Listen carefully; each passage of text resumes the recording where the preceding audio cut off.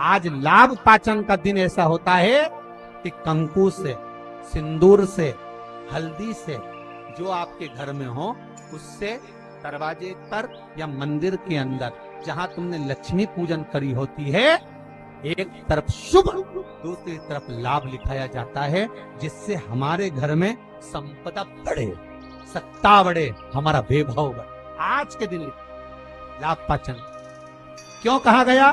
क्योंकि इसी दिन गुणवती ने अपने भाग्य को लाभान्वित किया था, इसलिए ये लाभ पाचन।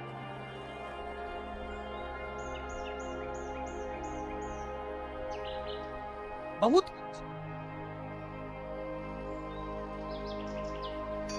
आपसे भी निवेदन है, आज लाभ पाचन का दिन निकलने मत देना।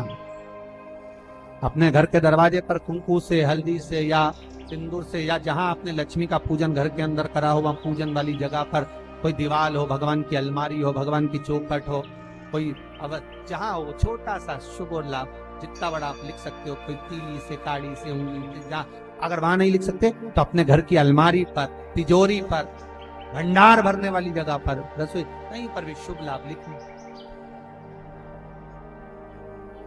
जीवन पर्यंत समृद्धि सुख वैभव। और नियम बना लो कि दीपावली के बाद लाभ पाचम के दिन हमको शुभ लाभ लिखना है। आज ही का दिन होता है, आप लोगों को तो मालूम होगा, पहले के समय में दिवाली पर ये जो गल्ला व्यापारी है ना महाराज, इन लोगों की छुट्टी हो जाती है। पटवाल जी, ये गल्ला व्यापारी जो होते हैं ना, सारा व्यापार की छुट्टी हो जाती है। तो गल्ला व्यापारी जो होते हैं, कपड़ा व्यापारी होते हैं, नया काम जब चालू करते हैं तो आज ही के दिन से करते हैं, क्योंकि आज के दिन इनकी बही खाते की वापिस पूजन होती है, गल्ले की पूजन होती है, व्यापार की पूजन होती है, क्योंकि आज के दिन से जो करा हुआ जाता है वो आगे तक बढ़ जाता है, तरक्की की। वकील, ये जो जितने अपने ये जीवन बीमा निगम करने वाले होते हैं, या LIC वाले होते हैं, या गाड़ी वाहन वाले होते हैं, या अन्य जितने भी होते हैं, इनको आज के दिन अपने काउंटर पर, अपनी पेन पर, लीड पर जो काम करते हैं वहां पर शुभ लाभ लिखना जरूरी होता है।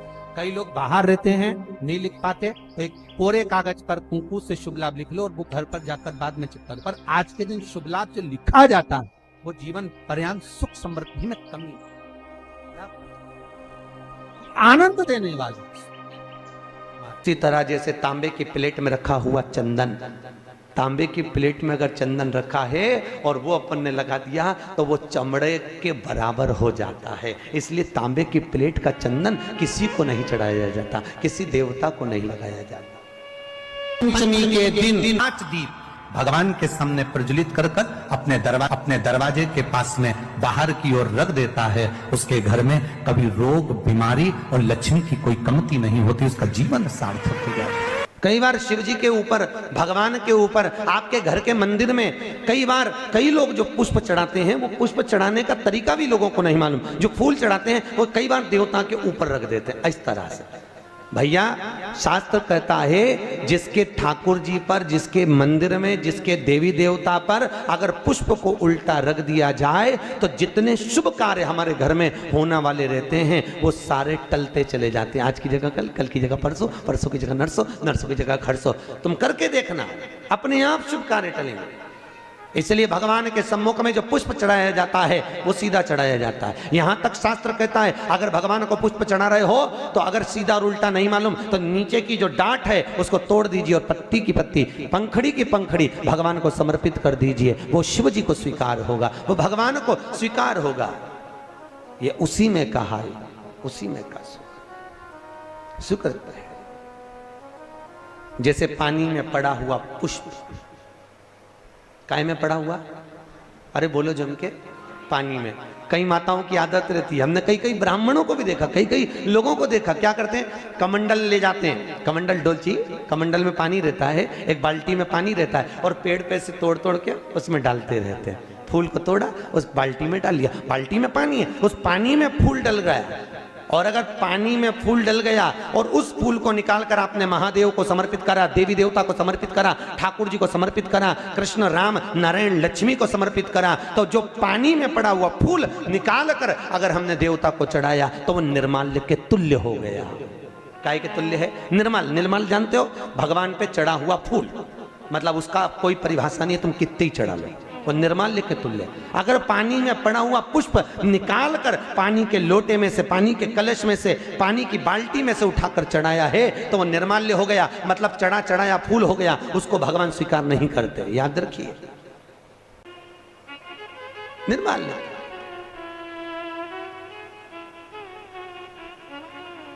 भगवान शिव कहते हैं तुम्हारे पास में कुछ नहीं है, पूर्णता का समर्पण, पूर्णता। पर आज के जमाने में लोग पूर्णता देते कहां हैं?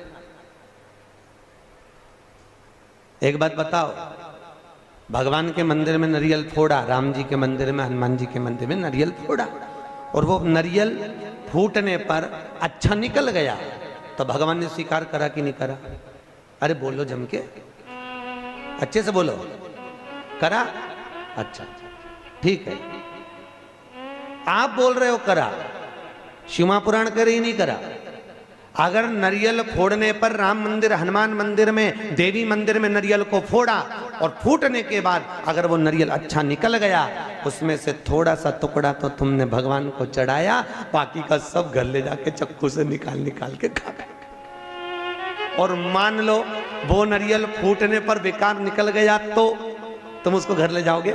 नहीं। क्या करोगे? जब हनुमान जी की परिक्रमा कर रहे होगे तो नारियल को वहीं पटक दो। तो भगवान शिव की कथा कह रही है कि भगवान शंकर को पूर्णता का भाव चाहिए। बेलपत्र दो, पूर्ण दीजिए, पुष्प दो, पूर्ण दीजिए, जो कुछ अक्षत भी दे रहे हो तो पूर्णता में दीजिए। भगवान को अधूरा समर्पण नहीं चाहिए।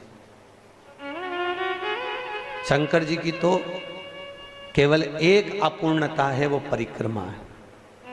देखिए शिव जी की परिक्रमा कितनी होती है? आधी, पूरी नहीं होती। वो भी क्यों होती है आधी? ये शंकर जी ने गड़बड़ी कर दी थी ना। बड़ा जो बेटा था वो माँ को प्रिय था और छोटा बेटा, अरे बोलो तो, बाप को प्रिय था। अब शंकर भगवान बड़े आनंद में, अभी उन्होंने क्या करा, शंकर जी को गणेश जी से बड़ा लगाव हो गया था, बड़ा लगाव एक बार बहुत। और भगवान भोलेनाथ जी ने कहा जाओ, जो पृथ्वी की पहले परिक्रमा कर कर आएगा उसको प्रथम गिनती में गिना जाएगा।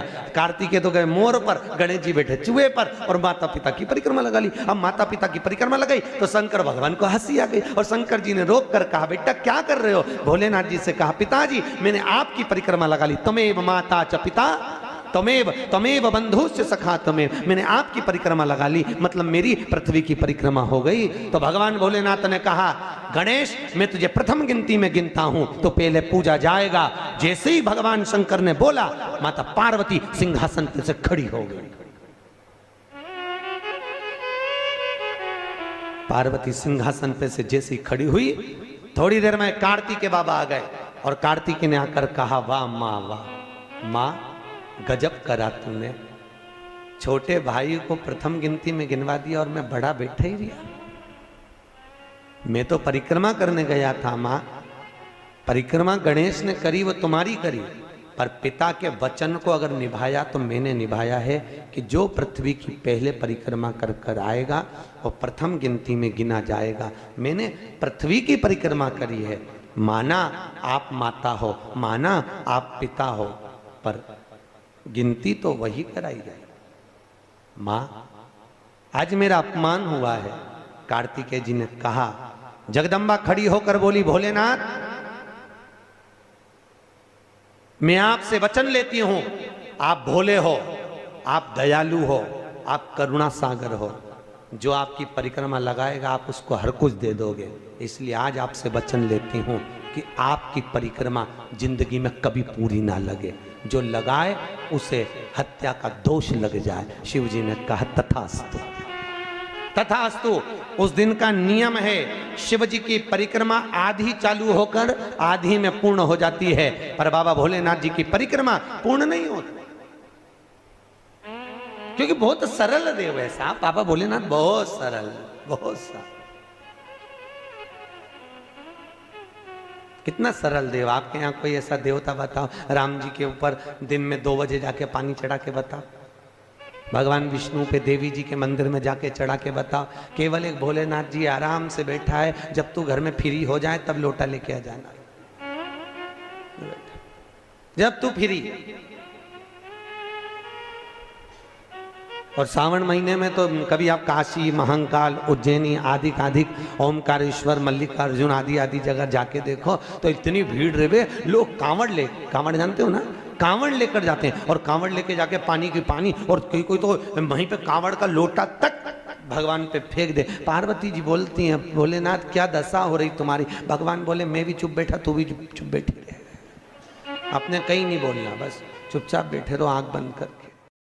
हम कहीं बेटी के घर का अन्न अगर पा लिए हैं तो यहाँ शास्त्र कह रहा है, भगवान शिव कह रहे हैं कि अगर माता पिता जीवित हैं और माता पिता अपने बेटी के घर अगर नहीं जा सकते तो वो अपने बेटे को कहते हैं कि तू जा, और तू जाकर अपनी बेटी के यहाँ, अपनी बहन के घर जाकर रक्षाबंधन पर राखी बंधो,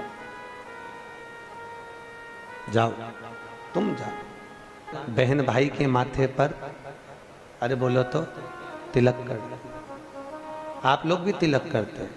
तिलक क्यों किया जाता है? तो कहते हैं ये तिलक हमारे यहाँ शुभ कार्य का प्रतीक है। पर तिलक प्रतीक है, पर जो चावल हम तिलक में लगाते हैं ये क्यों लगाते हैं? ये चावल का क्रम कहाँ से चालू हुआ? सिर में चावल चिपकाना, तिलक लगाने के बाद चावल लगाना, कहाँ से चालू हुआ? ये चावल है क्या? आखिर ये चावल तिलक के बाद में ब्राह्मण या आप किसी को भोजन करा रहे हो, जमाई को तिलक कर रहे हो, बेटी को तिलक कर रहे हो, तो कंकु लगाने के बाद चावल क्यों लगाया जाता है? उस चावल का क्या प्रमाण? उस अक्षत का क्या प्रमाण? क्यों लगाते हैं उसको? लगाते लगाते पूरी जिंदगी हो गई, अरे तो बता दो क्यों लगाते हैं? वो चावल का क्या प्रमाण है? कि कंकु का तिलक तो लगाया, वो हमारे यहाँ शुभ कार्य का प्रतीक है, समृद्धि का प्रतीक है। पर जो अक्षत हम माथे पर किसी के लगाते हैं, कंकु लगाने के बाद में, चंदन लगाने के बाद में जो चावल लगाया जाता है, वो चावल का क्रम क्या है? तो शास्त्र कहता है, सुंदर विष्णु पुराण में भगवान वेदव्यास जी ने वर्णन करा, जिसके मस्तक पर तिलक लगाया जाता है वो शुभ कार्य का प्रतीक होता है। और अक्षत इसलिए लगाया जाता है कि इस अक्षत के माध्यम से आपकी जिंदगी में ये शुभ कार्य निरंतर चलता रहे, इसलिए अक्षत उसके माथे पर लगाया जाता है, शुभ कार्य के लिए, निरंतर चलने के लिए। इसको कहते हैं अक्षता। अक्षता का मतलब क्या है? निरंतर चलता रहे, निरंतर बढ़ते रहो। दूल्हा दुल्हन की जब जयमाला होती है, आपके यहाँ होता कि नहीं होता पता नहीं, पर महाराष्ट्र में तो एक नियम है कि दूल्हा दुल्हन की जब जयमाला होती है तो सबको पीले चावल दिए जाते हैं। इधर देते हैं क्या? है तो पीले चावल देते हैं, और पीले चावल देकर फिर उसको सतिवचन के अनुसार उस पर छोड़ा जाता है, शुभ मंगला। अरे बोलो तो, सावधान। बहुत ध्यान से सुनना। जैसे आपको कहा था, दीपावली के दिन रात्रि को 11:30 से 12 के बीच में एक दिया लगाया जाता है, कर्जे से मुक्ति के, लक्ष्मी की वृद्धि। अब अमावस्या तो चली गई, दिवाली चली गई, पर अभी भी बाकी है गोपाष्टमी तारीख और आंवला नवमी, फिर एकादशी, द्वादशी, प्रदोष, फिर उसके बाद में हरिहर मिलन, वैकुंठ चतुर्दशी, फिर पूर्ण।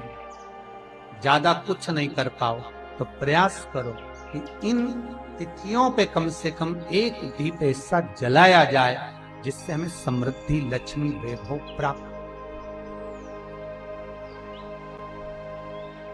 घर में भी जो दिए रखे जाते हैं, आपको पहले भी कथा में कहा, विष्णु पुराण मंगरूपी, कि घर में जो दिया होता है वो दीपक भी कोई साधारण नहीं होता, उस दीपक की भी महत्वता है, उस दीपक का भी वर्णन है महाराज। और कई तरह के दीपक होते हैं, और दीपक का भी विधान वर्णन किया गया, उस दिए का भी वर्णन किया गया। यहां तक शास्त्र कहता है कि घर में अगर किसी को बहुत तेज बुखार आ गया है, बहुत तेज बुखार, और बच्चा उस बुखार में तप रहा है, बहुत तप रहा महाराज, तुम जिस दिए में भगवान की आरती उतारते हो, जिस दिए से तुम भगवान की पूजन करते हो, उस दिए की बत्ती को नीचे डाल दीजिए और उस दिए को पानी की बाल्टी में धो दीजिए। कौन सी बाल्टी में? जिस बाल्टी के पानी से आप बच्चे को स्नान करा सको। केवल भगवान पर से ले जाकर, पास में से ले जाकर उस बाल्टी में थोड़ी देर डाल दो और उस बाल्टी के पानी से उस बच्चे को स्नान करा दीजिए। 15 से 20 मिनट, आधा घंटा लगेगा, बच्चे का बुखार पूरा उतर जाए। इतना विधान है दीप का। महीना और कार्तिक के महीने में ये पवित्र, जहां लोग कहते हैं कि कार्तिक के महीने में भगवान हरि और हर का मिलन हुआ है, कार्तिक के महीने में माता लक्ष्मी ने भगवान शंकर की आराधना कर कर भगवान विष्णु जी से वर मांगा, भगवान विष्णु को मांगा है। भगवान माता लक्ष्मी की माता जी, लक्ष्मी जी की माँ का नाम क्या था? माता जी का नाम ख्याति देवी। ख्याति देवी क्या कर रही थी? भगवान शंकर के साथ लक्ष्मी जी का विवाह कर रही थी। तब शिव जी से ख्याति देवी ने कहा, मेरी बेटी लक्ष्मी का विवाह मैं तुम्हारे साथ करना चाहती हूँ। शंकर भगवान ने कहा, नहीं, मैं लक्ष्मी से शादी नहीं कर सकता, क्योंकि लक्ष्मी जी का विवाह तो आप नारायण के साथ करें। लक्ष्मी जी ने शिव जी की इतनी आराधना करी, इतनी आराधना करी, बाबा देव अधिदेव महादेव ने पूछ लिया, लक्ष्मी तुम क्या चाहती हो? लक्ष्मी जी कहती है, मैं नारायण को प्रेम करती हूँ, भगवान विष्णु से विवाह करना चाहिए। बस इतनी सी बात। लक्ष्मी, मैं तुम्हें वर देता हूं, कार्तिक के पूरे महीने में लक्ष्मी तुमने मेरे मंदिर में दीप जलाया है, कार्तिक के पूरे महीने में लक्ष्मी तुमने मेरी आराधना करी है, मैं शिव लक्ष्मी आज तुम्हें वर देता हूं कि तुम्हें भगवान नारायण प्राप्त होंगे। और जो कार्तिक के महीने में जो शिव का स्मरण करेगा, जो लक्ष्मी का पूजन करेगा, उसके घर में नारायण लक्ष्मी दोनों प्रवेश करेंगे, उनका उद्धार करेंगे। भगवान भूत भावन भूतेश्वर, भगवान शिव ओघड़ी दातार दयालु मेरा शंकर ने आज्ञा करी भगवान ब्रह्मदेव को कि ब्रह्मा जी, मेरे स्वरूप का जो दर्शन कर रहे हो, आधा पुरुष आधा नारी में बना हूं, और मेरे स्वरूप का दर्शन कर कर आप एक कर्म करिए कि आप इस सृष्टि का निर्माण करो। और भगवान ब्रह्मा ने सृष्टि का निर्माण करने के लिए भगवान शंकर के अर्धनागेश्वर स्वरूप का दर्शन किया। घर में, मकान में भगवान शंकर का अर्धनारीश्वर का चित्र नहीं होना चाहिए। कहां पर? जम के बोलो, घर के अंदर। घर के अंदर कुछ चित्र और कुछ वृक्ष हमारे यहां वर्णन किए गए हैं कि कौन सा चित्र घर में होना चाहिए, कौन सा वृक्ष घर में होना चाहिए। चित्र का भी प्रमाण है, चित्र कौन सा? जैसे रसोई घर में हम प्रवेश कर रहे हैं, हमने कई जगह देखा है जहाँ जिन के यहाँ रसोई घर बने होते हैं, उनने अन्नपूर्णा माता का फोटो जहाँ पर बघार लगाती है, चूल्हे में छोकती है गैस के ऊपर, वहीं सामने अन्नपूर्णा जी का फोटो लगा कर रखा है। ईमानदारी से बोलो, अपनी सास का फोटो चूल्हा के ऊपर लगा के बता, अरे बोलो तो सही, अच्छा लगेगा? नहीं ना। अन्नपूर्णा का फोटो कहाँ होना चाहिए? शास्त्र कहता है अन्नपूर्णा मैया का जो चित्र है, अन्नपूर्णा मैया का जो चित्र है, अन्नपूर्णा मैया का जो फोटो है, वो जहां से अपन रसोई घर में प्रवेश करते हैं, प्रवेश करते समय अन्नपूर्णा माँ का चित्र उस सम्मुख में होना चाहिए। प्रवेश करते समय हम अन्नपूर्णा का दर्शन करके अंदर प्रवेश करें, ना कि चूल्हा जल रहा है उसके ऊपर। अन्नपूर्णा मैया का प्रवेश द्वार पर क्यों? अंदर जो भी जा रहा है, अंदर जो भोजन बनाने जा रहा है, वो अन्नपूर्णा के तुल्य है, अन्नपूर्णा। पर आज के जमाने में महाराज जी रसोई घर तो हाल के पास में बना देते हैं, सामने टीवी चलती रहती है और बहुएं भोजन बनाती रहती है। दिन भर वो नाटक में कहीं की ना कहीं की रोटी मिलती है, तो वो जो भोजन बनाए वो भी भोजन में टीवी देख देख के बनाए, तो नाटक का सारा असर वह रोटी में आ जाए, तो जो खाए वो घर में 24 घंटा रोता ही नहीं ले, 24 घंटा रोता नहीं। भोजन, भजन, धन और नारी, ये चार पर्दे में अच्छे लगते हैं। क्या क्या? जम के बोलो। भोजन, भजन, धन और नारी, ये 4 पर्दे में अच्छे लगते हैं। भोजन करो तो पर्दे में बैठ कर करो, भोजन बनाओ तो पर्दे में बनाओ, और धन भी रखना है तो पर्दे में रखिए, तिजोरी में रखिए। और भजन करना है तो गौमुखी माला भी अपनी गौमुखी के अंतर्गत होना चाहिए, भजन भी पर्दे में हो और नारी भी।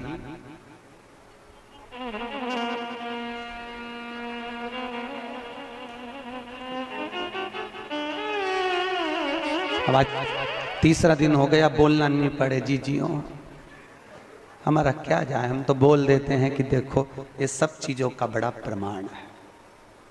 जरा सा वो भोजन, जरा सा भोजन, वो दुर्योधन ने कहा शकुनी मामा से, मामा मेरे इतने भाई मर रहे हैं और 5 पांडव नहीं मर रहे, अगर इनको मारना चाहे तो भीष्म पितामह 2 क्षण में मार दे। आखिर ये भीष्म पितामह को क्रोध क्यों नहीं आ रहा, इनको गुस्सा क्यों नहीं आ रहा? तो कहा इनको गुस्सा ना आने का कारण केवल इतना है क्योंकि भीष्म पितामह जब भोजन करने जाते हैं तो भोजन जो भीष्म पितामह करते हैं वो पर्दे में करते हैं। अगर भीष्म पितामह के भोजन पर चंडाल की दृष्टि पड़ जाए तो भीष्म पितामह को क्रोध आ जाए। तो मामा ये बताओ कि उस भीष्म पितामह के भोजन पर चंडाल की दृष्टि पड़ना है तो भीष्म पितामह तो एकांत में भोजन करते हैं, पर्दे में भोजन करते हैं, फिर मैं चंडाल कैसे भेजूं? इतने में शकुनी मामा ने कहा, भांजे तू चंडाल से कम है क्या? तेरी दृष्टि दे, तो तेरी दृष्टि दे। और जैसे दुर्योधन ने कहा, मामा तो मुझे चंडाल कह रहे हो? नहीं कह नहीं रहा, मैं तो प्रैक्टिकल करने की बात कर रहा हूं, प्रैक्टिकल करके देख ले। और जैसे ही दुर्योधन ने भीष्म पितामह के भोजन पर अपनी दृष्टि दी और आज भीष्म पितामह ने संकल्प ले लिया कि कल का सूर्यास्त होते हुए अर्जुन नहीं देख पाएगा, मात्र भोजन करा और बुद्धि बिगड़ गई। ये भोजन का असर है।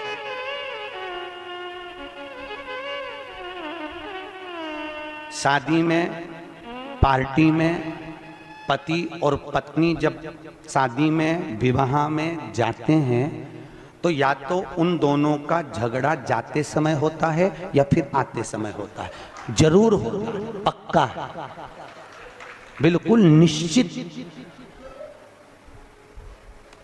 अगर अभी जाते समय अच्छे से जा रहे हैं दोनों स्माइल देते हुए, तो जब गाड़ी पे आएंगे तो वो आगे चलाता रहेगा और ये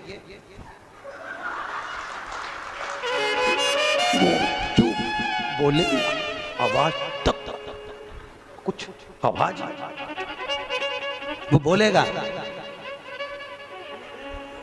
अरे बोल तो हुआ क्या, बस तुमसे बोल दिया ना, चुपचाप चलो।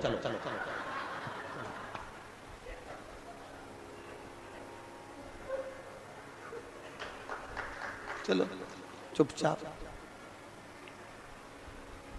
क्यों? अब कोई समझ तो पाया नहीं, कथा में समझ जा। भोजन का असर है, जैसा खाया अन्न वैसा हो गया मन।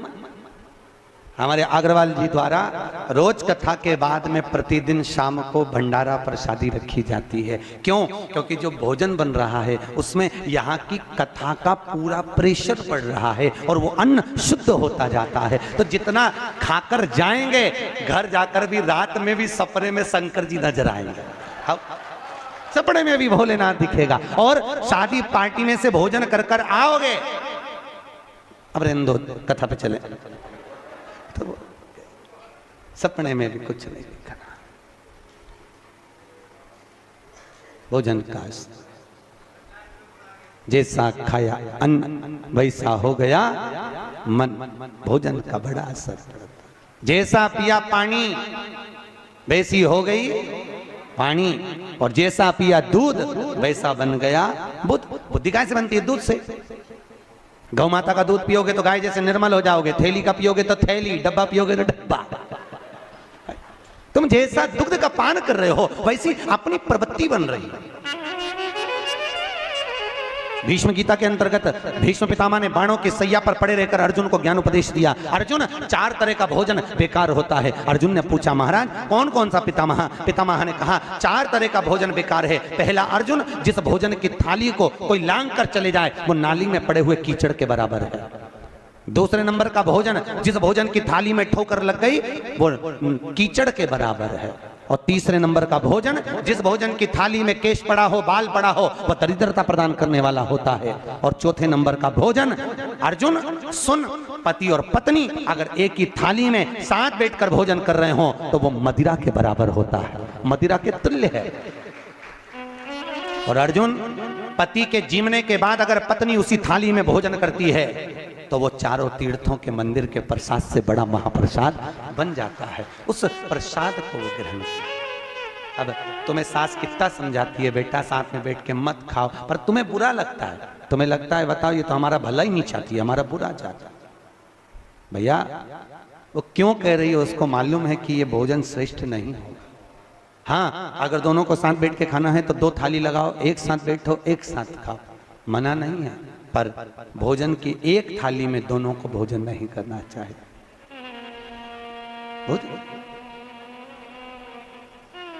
भाई, हमारी प्रवृत्ति, हमारी वृत्ति, हमारा सुख, हमारा मन भजन, भोजन, धन और नारी